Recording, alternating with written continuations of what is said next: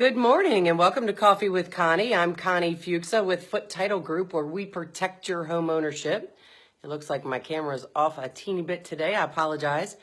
So I love it when you guys bring questions to me. We try to talk about a couple times a week things that have to do with real estate, buying real estate, selling real estate, the title to that real estate, mortgage issues, all types of things that have to do with real estate and closing and mortgages.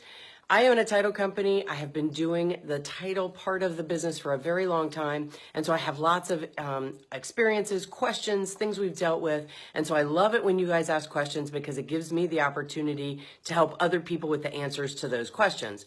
So today, I had a question last night from a friend who has a father who is in some financial trouble, and he has several lots that don't have any homes on them, but they want to move the lots out of his name into her name to make sure that they don't have any problem with those lots when and if his financial situation comes to some type of fruition. So I love it when questions come to me, and this is a great question about title and ownership and what to do about it. So first of all, let me move this. I'm doing a little bit different look today, and I'm trying to adjust it, so bear with me for a second.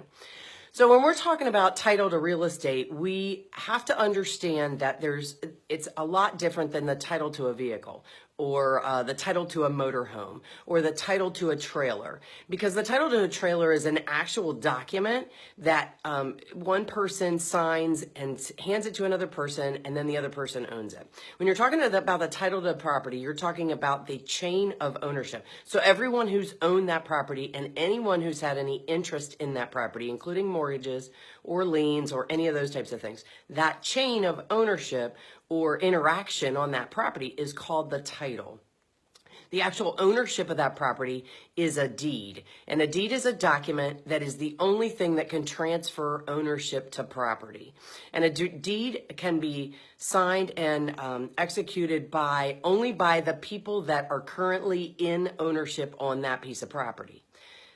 Thank you guys so much for tuning in. I have to say hi to a couple people that are out there and watching. Hey, Daniel, how are you today? This is one of my great supporters from Virginia Beach, and I love working with Daniel. He's a great realtor, and certainly, definitely someone you'd want to work with if you're working in that area. Hey there, Chip. How are you? Welcome from Florida. Hopefully you guys are warm and sunny because it's a little chilly here. Hey, Mike Ryan. How are you this morning? Thank you guys so much for tuning in. So the title to a piece of property is, as I said, the chain, but what transfers the ownership of a piece of property from one person to another is a deed. So a deed has to be prepared and has to be signed by the person or persons who are actually in ownership right now. So in this particular case, she wants to have us transfer the ownership from her dad into her. Very simple process. We can prepare a deed. We have to have a copy of the current deed so we know who is actually in title and how it's listed there. And then what we would do is prepare a deed from him, or if there's other people in the ownership, maybe she owns it with him. And so both of them would have to sign off as the people selling or transferring that ownership, and then who we're going to be transferring it to. So an exact name of who those people are going to be. And the other thing that you need to know is whoever is in the current ownership right now, all of those people must sign off on that deed, or someone must have to sign on their behalf. So that's when we start talking about, let's say one of the people that is in the current ownership can't actually sign off on the document. Well, why?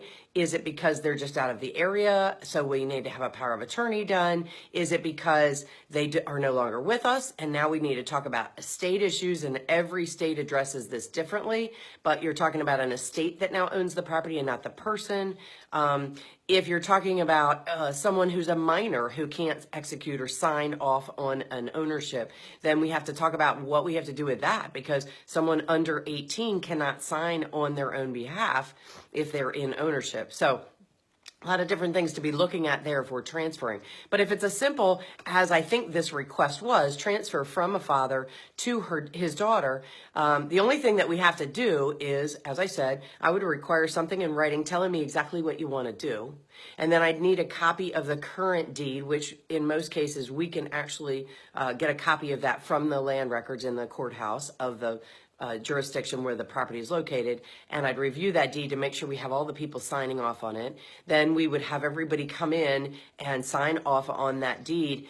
Only the people that are in the current ownership have to sign it, and then we would record it in the land records to make it public record that everyone in the world who would search that ownership of that property would now understand that she is the owner of that property.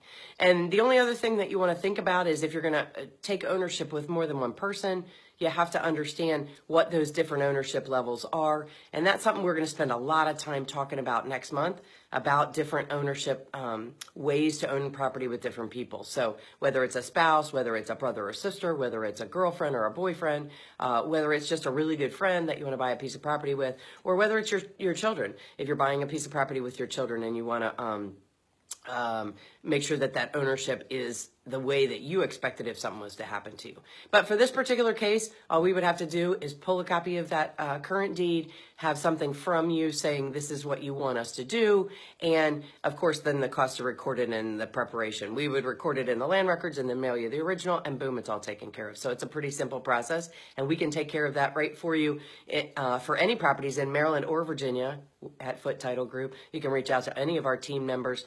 All of their emails are on our website, www.foottitlegroup.com.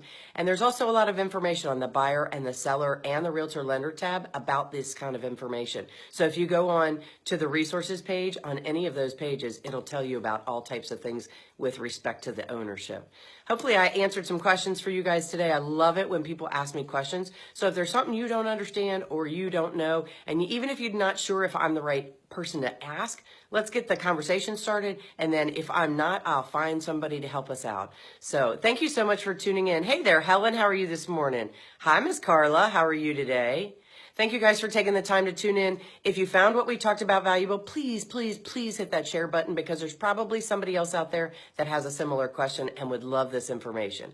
Hope you guys have a fantastic day. Thanks for tuning in to Coffee with Connie. I'm Connie Questions with Foot Title Group, where we protect your home ownership. Talk to you soon, guys.